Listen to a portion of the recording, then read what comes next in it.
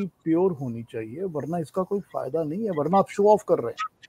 Show off करने से meditation नहीं होती, क्योंकि आपका काम तो सारा अपने इंटीरियर के साथ है ना, अपने साथ है काम।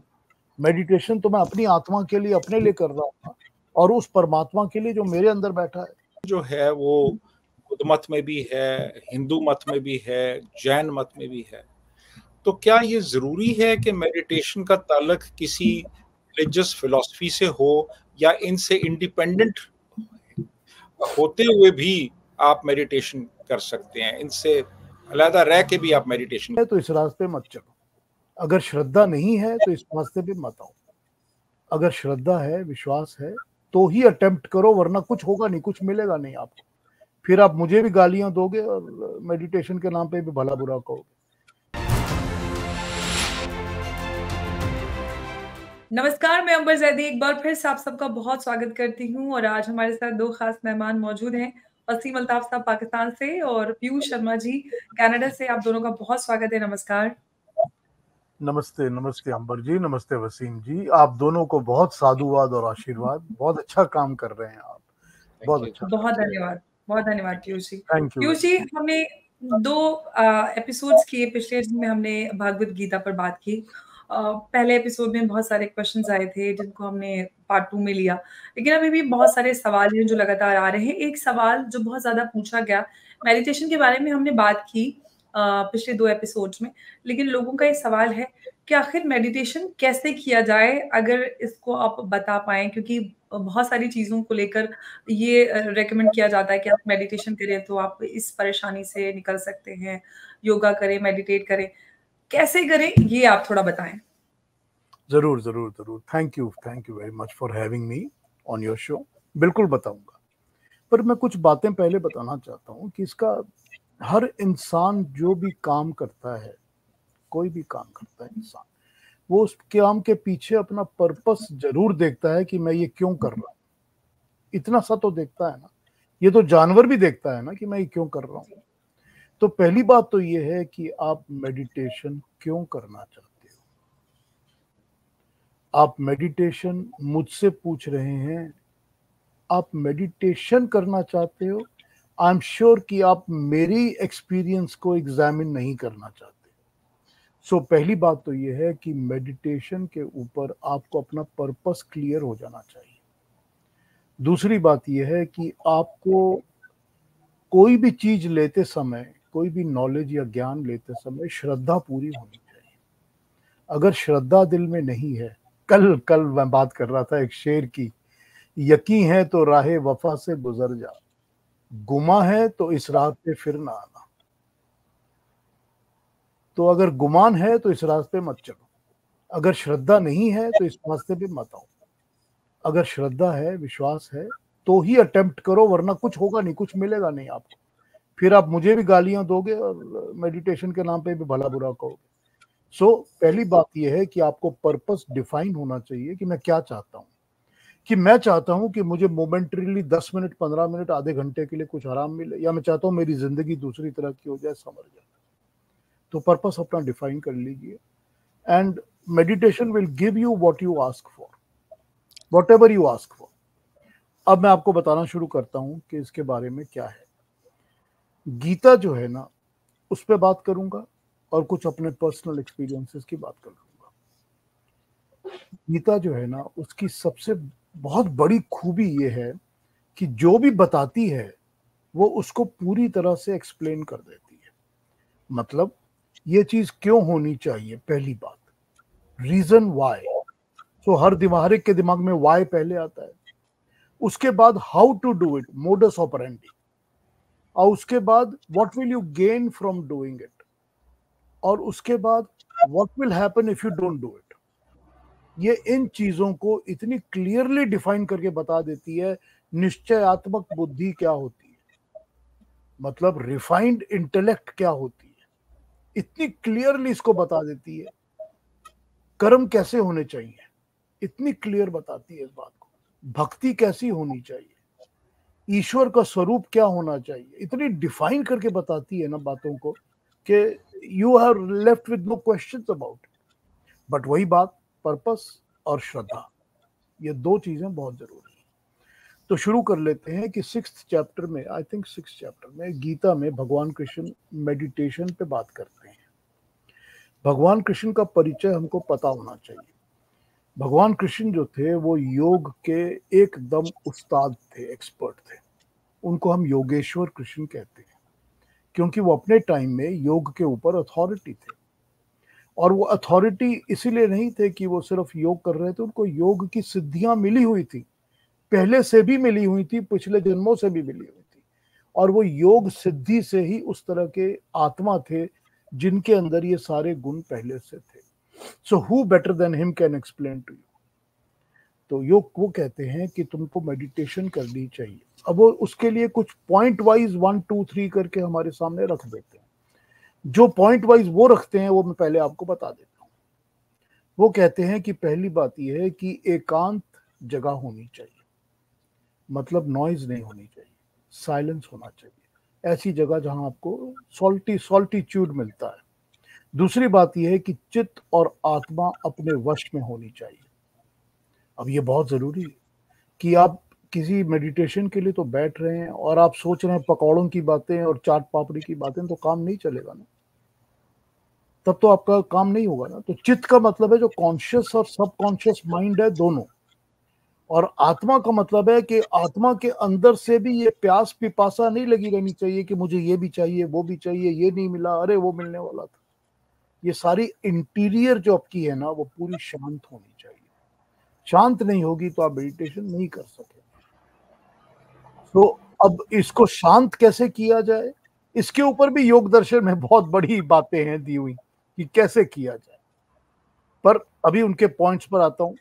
फिर वो कहते हैं कि वासना रहित होना चाहिए, मतलब कोई डिजायर्स बहुत ज्यादा जो अंदर तड़प रही होती है, ये भी चाहिए वो भी चाहिए, वो नहीं होनी चाहिए।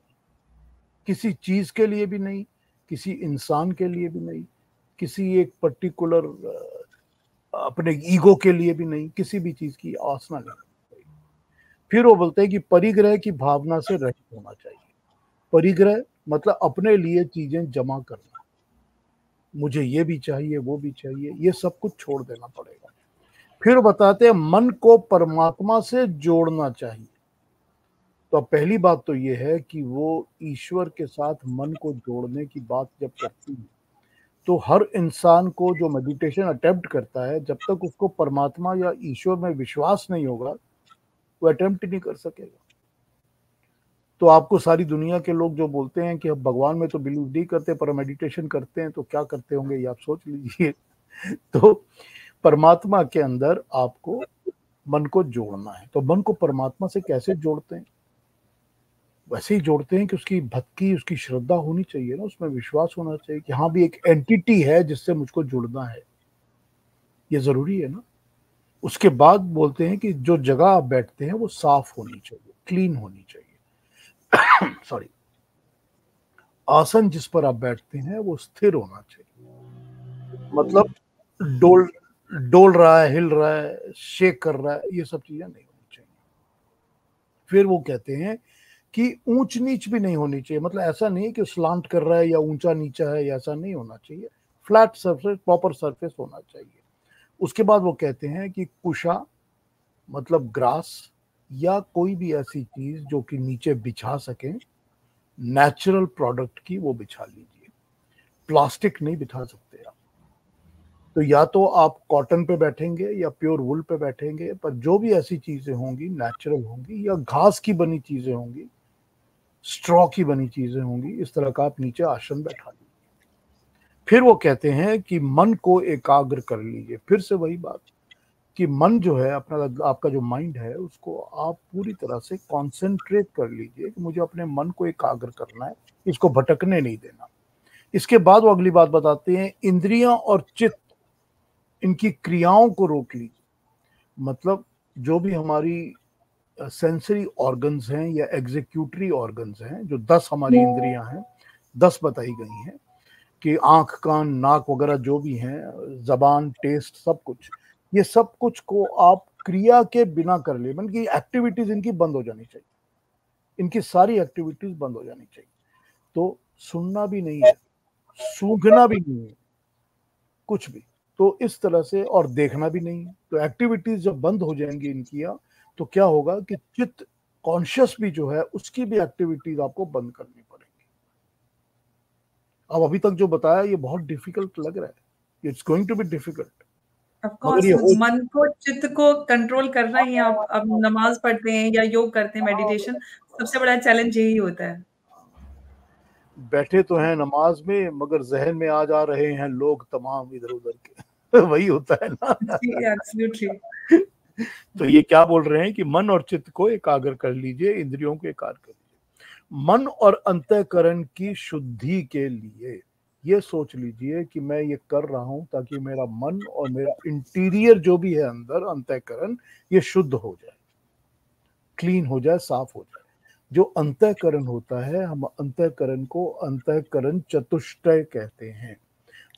चार चीजें होती हैं जो इंसान के अंदर अंतःकरण कहलाती है: मन, बुद्धि, चित्त और अहंकार। माइंड, इंटेलेक्ट, कॉन्शियस और ईगो, ये होते हैं अंतःकरण चतुष्टय, या इसको हम सूक्ष्म शरीर भी कहते हैं। जैसे इंसान की बॉडी होती है, पर ये माइन्यूट बॉडी होती है। इसके बाद वो कहते हैं पीठ और गर्दन को एकदम सीधा करके बैठा लीजिए। पीठ और गर्दन सीधी होनी चाहिए। जब आप बैठे हैं तो ना आप फॉरवर्ड होने चाहिए, ना बैक होने चाहिए, ना लर्चिंग भी नहीं होनी चाहिए। पीठ और गर्दन एक लाइन में सीधी होनी चाहिए। जब पीठ और गर्दन सीधी होती है तो इंसान की सुषुम्ना नाड़ी एक्टिवेट होती है। 3 बेसिक नाड़ियां हैं, नर्व आर्टलरीज, जो हमारे सिस्टम में चलती हैं। एक को हम सुषुम्ना कहते हैं, जो यहाँ सेंटर ऑफ द हेड से लेकर पीछे रीढ़ की हड्डी के नीचे तक जाती है, और वो दिखती नहीं है, लेकिन वो बिल्कुल माइन्यूट एक सिंगल लाइन में चलती है, एनर्जी का सोर्स होती है।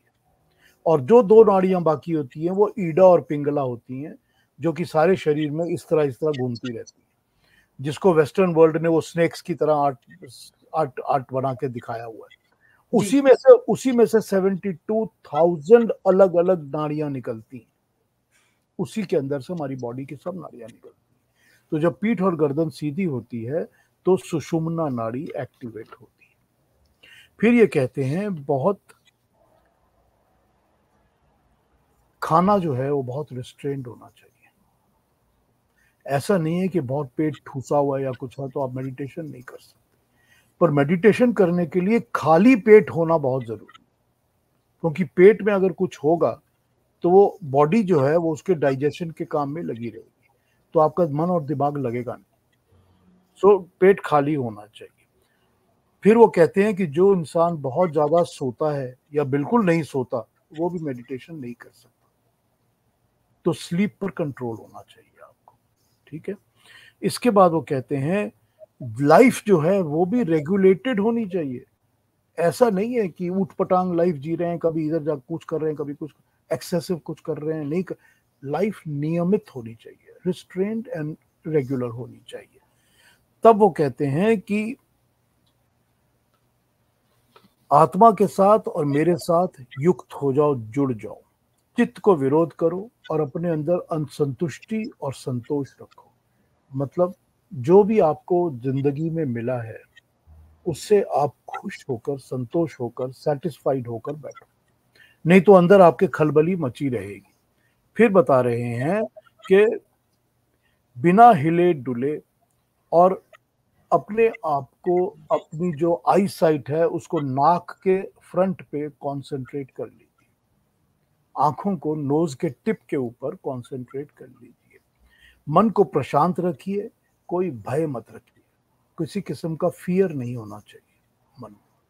फिर अगर आप ब्रह्मचर्य का पालन कर सकते हैं तो ब्रह्मचर्य का पालन करिए। ब्रह्मचर्य का मतलब होता है ब्रह्म के अंदर आचरण करना, परमात्मा के अंदर आचरण करना, वो सब कुछ करना जो कि हम समझते हैं कि प्यूरिटी, जो प्यूरिटी के साथ हम परमात्मा को या ईश्वर को अटैच करते हैं, वो सब चीजों को फॉलो करना, वो सब कुछ ब्रह्मचर्य के अंदर आ जाता है। इसके बाद वो कहते हैं कि मत परायण होना और मेरे साथ जुड़ जाओ और मेरे जो मैं बोल रहा हूं उसको मान के चलो। तो इसका मतलब ये है कि अगर आप जो बताया जा रहा है अगर उसमें श्रद्धा नहीं है, उस पर चलेंगे नहीं आप, तो आपका कंसंट्रेशन नहीं होगी। आप जी। किसी भी गुरु की बात तब सुनते हैं जब आप, तो उसका जब तक गुरु को आप फॉलो नहीं करते तब तक आपको कुछ मिलता नहीं है, यू डोंट गेन एनीथिंग। तो यही बता रहे हैं वो यहाँ पर। अब ये उन्होंने पॉइंट वाइज बताए हैं कि मेडिटेशन में कैसे बैठना है, लेकिन यहाँ पर बात ये है कि मैं इसमें कुछ बातें जोड़कर अपनी तरफ से बताना चाहता हूँ। And I will say mostly this is my personal experience and what I have been learning and teaching people. लेकिन यहाँ एक बात बताता हूँ कि हरिद्वार के एक स्वामी दिव्यानंद जी थे, जिन्होंने एक योग पर बहुत ही अच्छी डॉक्टरेट वाली किताब लिखी हुई है, उनको उसके लिए डॉक्टरेट मिली हुई है, and it is a study material in the universities in India. तो दिव्यानंद जी से योग के बारे में मैंने मेडिटेशन के बारे में मैंने सीखा था। अब मैं आपको ये बताता हूँ कि for general people how it should be attend. सबसे पहले तो ये जरूरी है कि जो बातें बताई गई ये होनी चाहिए। सबसे अच्छा टाइम मेडिटेशन का होता है सुबह, मॉर्निंग। और मॉर्निंग का कौन सा टाइम होता है? मॉर्निंग का होता है बिटवीन 4 and 6।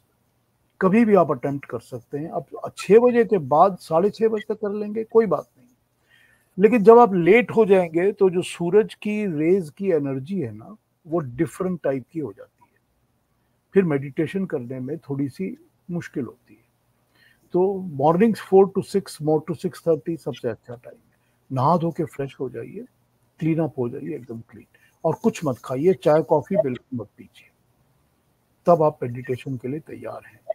अब ये जरूरी है कि उन्होंने बता दिया आपको कि आसन होना चाहिए, शांत होना चाहिए, जगह जो होनी चाहिए वो बता दिया आपको।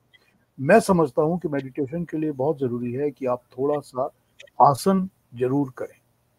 मतलब अगर आप सूर्य नमस्कार कर सकते हैं प्रॉपरली, यानी कि सन सैल्यूटेशन, उसके 12 पोज होते हैं एक सन सैल्यूटेशन के अंदर, तो अगर आप 12 पोज वाला सन सैल्यूटेशन कर सकते हैं तो कम से कम 12 बार तो जरूर करिए पूरे के पूरे सेट को। मतलब 24 बार, 24 टाइम्स, एक बार लेफ्ट एक बार राइट करके 24 टाइम्स आप कर रहे हैं।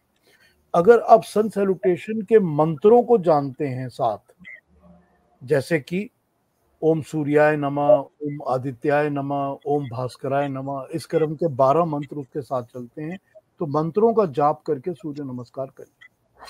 सन सैल्यूटेशन करने से ये होता है कि बॉडी जो है वो रिलैक्स हो जाती है और उसके अंदर एक एनर्जी, ऊर्जा आ जाती है ऑलरेडी। यू फील एनर्जाइज्ड, तो ये आप फील करेंगे। मैं कोई आउट ऑफ द कंटेक्स्ट बात नहीं कर रहा हूँ।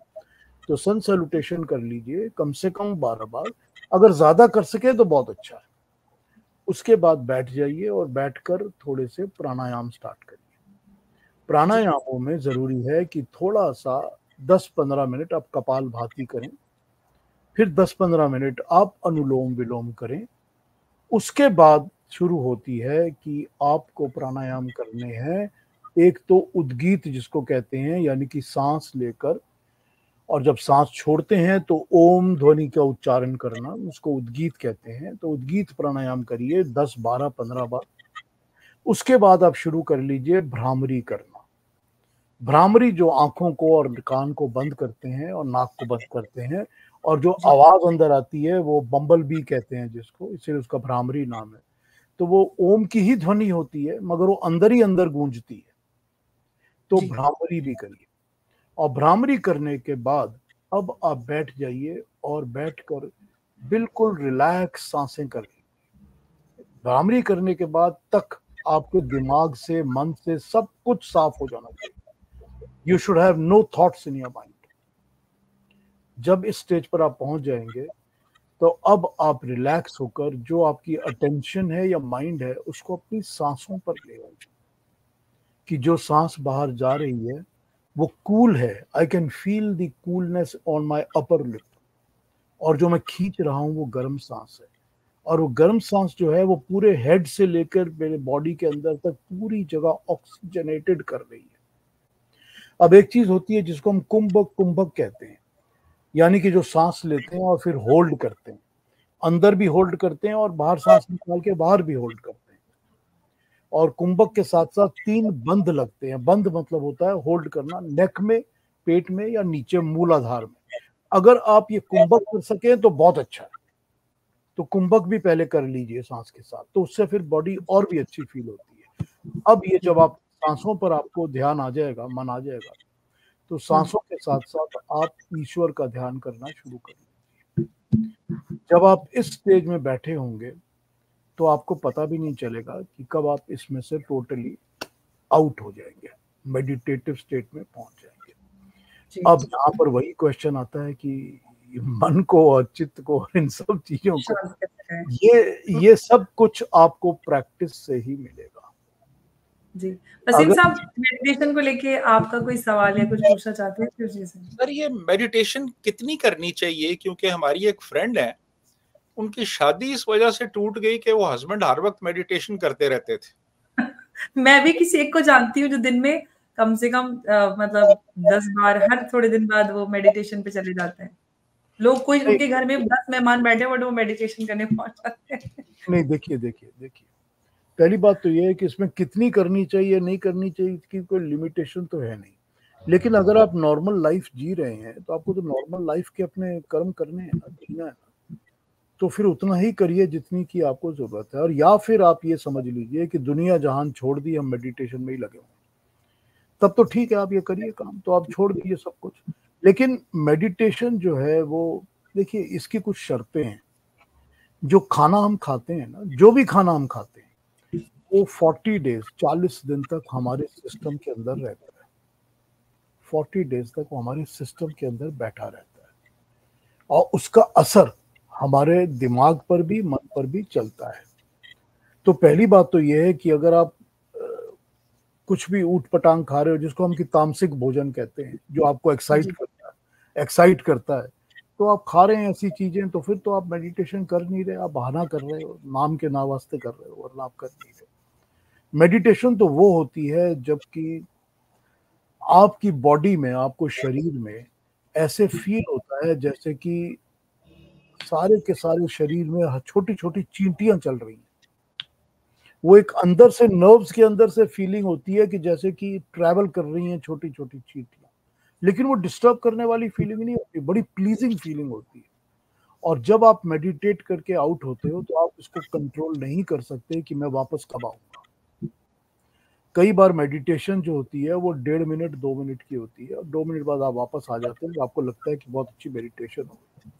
कई बार फिर होती है तो घंटा 2 घंटा चलती रहती है, फिर आपको पता नहीं चलता।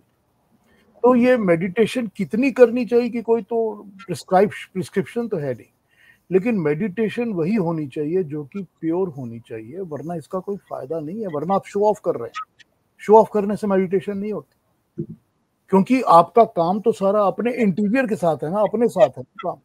मेडिटेशन तो मैं अपनी आत्मा के लिए, अपने लिए कर रहा हूँ, और उस परमात्मा के लिए जो मेरे अंदर बैठा है। दुनिया को दिखाने के लिए तो नहीं कर रहा हूँ ना। अगर दिखाने के लिए कर रहा हूँ तो मेडिटेशन नहीं।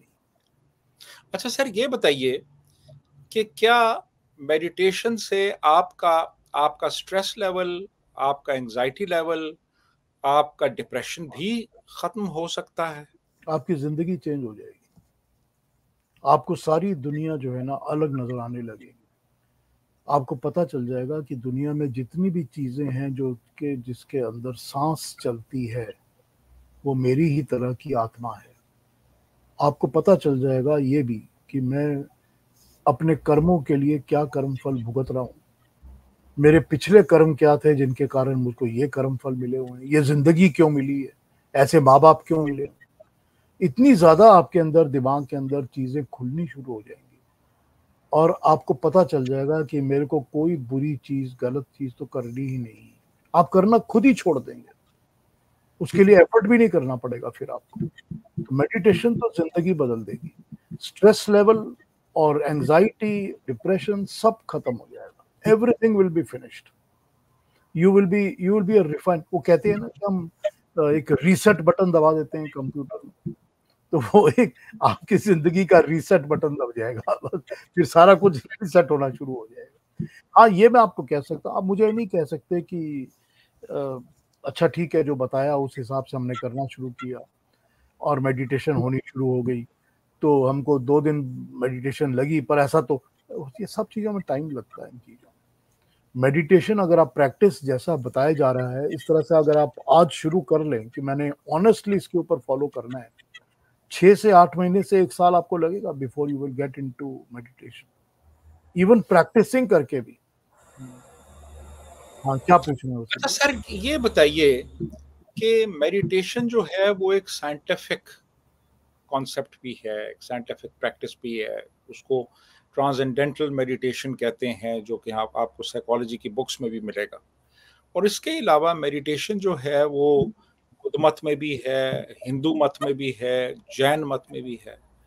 तो क्या ये ज़रूरी है कि मेडिटेशन का ताल्लुक किसी रिलीजियस फिलॉसफी से हो, या इनसे इंडिपेंडेंट होते हुए भी आप मेडिटेशन कर सकते हैं, इनसे अलहदा रह के भी आप मेडिटेशन कर सकते हैं? देखिए, प्री कंडीशंस जो बताई गई हैं, उसमें प्री कंडीशन में कहीं पर भी कोई ये चीज़ तो बताई नहीं गई कि you have to be attached to any particular faith और एनीथिंग। परमात्मा में विश्वास होना चाहिए आपको, ईश्वर में विश्वास होना चाहिए कि बनाने वाला एक ईश्वर है, ये विश्वास तो होना चाहिए ना। और फिर जो मेडिटेशन के लिए बताई गई कि ये करो, ये करो, ये करो, ये करो, उसमें यू आर जैनी हैं आप या वेस्टर्न कल्चर के हैं आप, ये उससे कोई फर्क नहीं पड़ता, कोई फर्क नहीं पड़ता। As long as you follow it and you achieve करें वही जो बताया गया है। ये ज़रूरी है, परमात्मा में विश्वास ज़रूरी है। नहीं तो आप मेडिटेशन किसके लिए करेंगे? बिल्कुल वो अपने अपने लिए करेंगे। तो फिर आप मेडिटेशन नहीं कर रहे। अब यहाँ पर क्या होता है, वेस्टर्न वर्ल्ड की बताता हूँ। मैं तो यहाँ कनाडा में रहता हूँ ना, बहुत साल तक मैंने लोगों से बैठ के किया है, कराया है मेडिटेशन। मेरी जो वाइफ थी, धर्म पत्नी, वो बिल्कुल गुरु थी इसमें, मेडिटेशन में भी और योगा में भी। इतनी परफेक्ट थी कि मैं बता नहीं सकता आपको।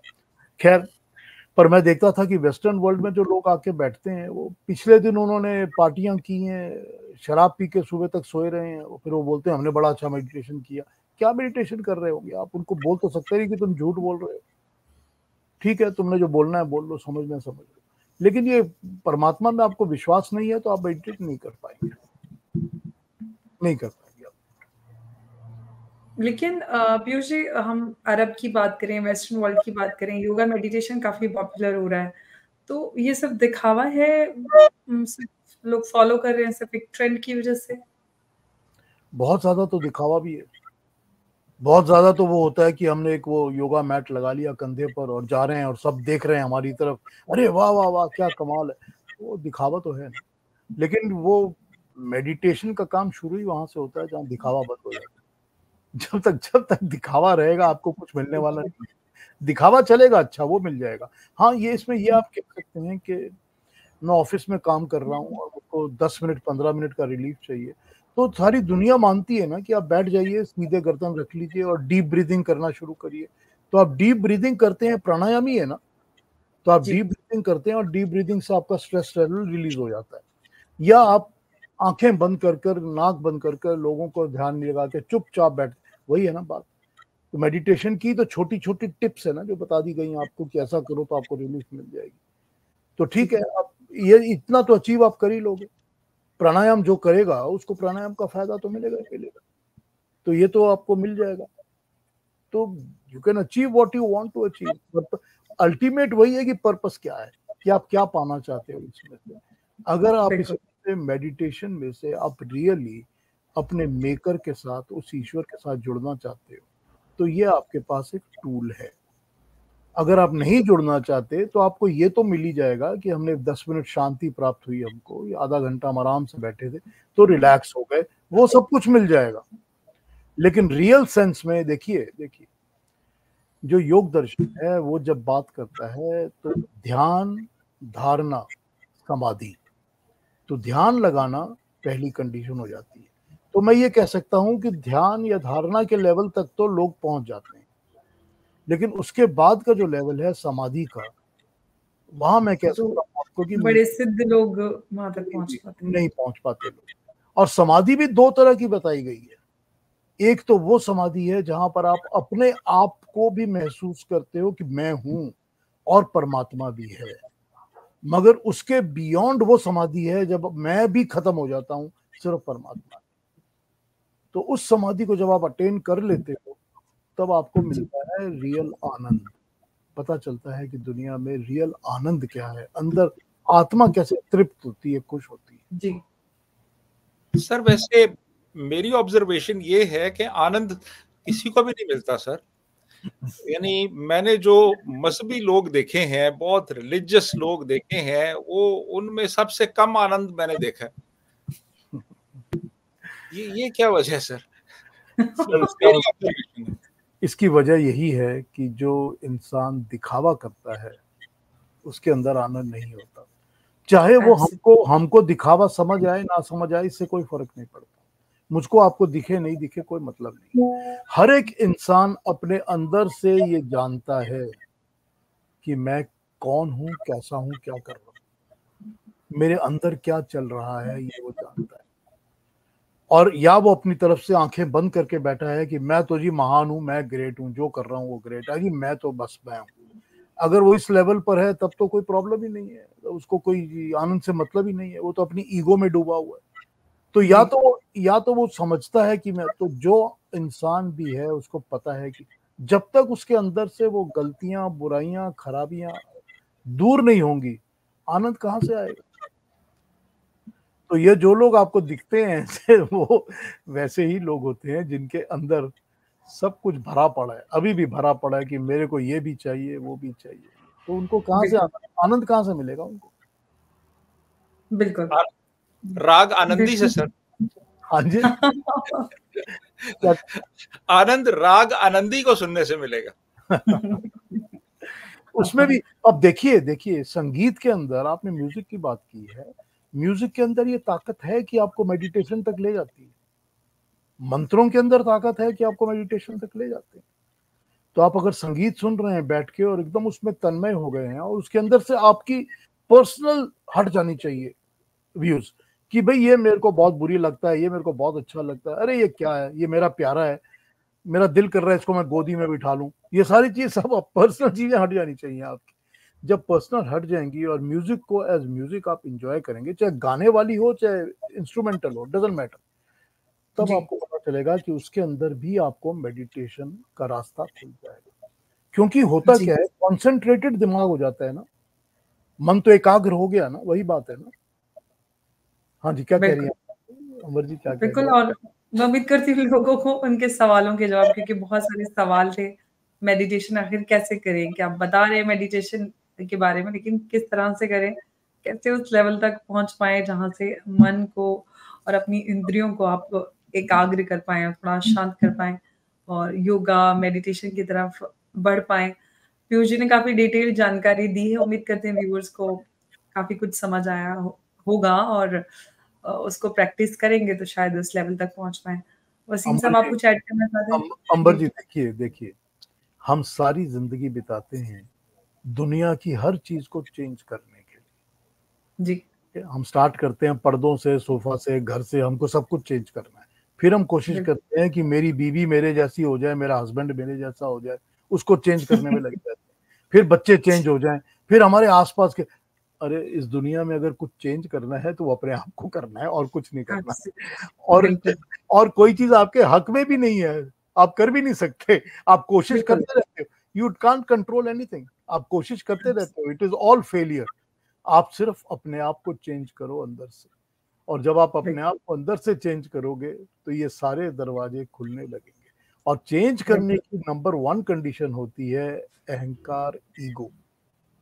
जब ईगो मरेगा ना, कि मैं खत्म हो जाएगी, मैं, मेरे, मेरा, मैं, मेरे सब जो हैं और मेरा, जब ये चीजें खत्म हो जाएंगी ना, तब इंसान के अंदर ज्ञान जागेगा, तब मेडिटेशन होगी, तब ये सारे रास्ते खुलने शुरू हो जाएंगे। मगर कोशिश करनी पड़ेगी, लगे रहो। बिल्कुल लगे रहो। बिल्कुल। तो आप सब कोशिश करते रहिए। पीयूष जी ने आपको रास्ता बता दिया है, क्या क्या स्टेप्स हैं। उम्मीद करते हैं कि वो हेल्पफुल रहेंगे और आप योगा, मेडिटेशन, इस पर भी क्वेश्चंस आएंगे तो पूछ लीजिए, कोई क्वेश्चन। बिल्कुल, जो सवाल आएंगे हम लगातार व्यूअर्स के सवालों के जवाब पीयूष जी के साथ उन सवालों को डिस्कस करेंगे और आपके सवालों को लेते रहेंगे। बहुत-बहुत शुक्रिया पीयूष जी आपका डिटेल्ड जानकारी के लिए, योगा और मेडिटेशन के लिए। वसीम साहब, आपके सवाल बहुत अच्छे थे और आपने अहम सवाल। कोई गलत बात कही हो तो माफ कर नहीं दीजिए। Absolutely not. अच्छा ना लगा हो तो नहीं ऐसा कुछ नहीं। जी बहुत धन्यवाद। नमस्कार। जय हिंद। जय Hind. Thank you very much.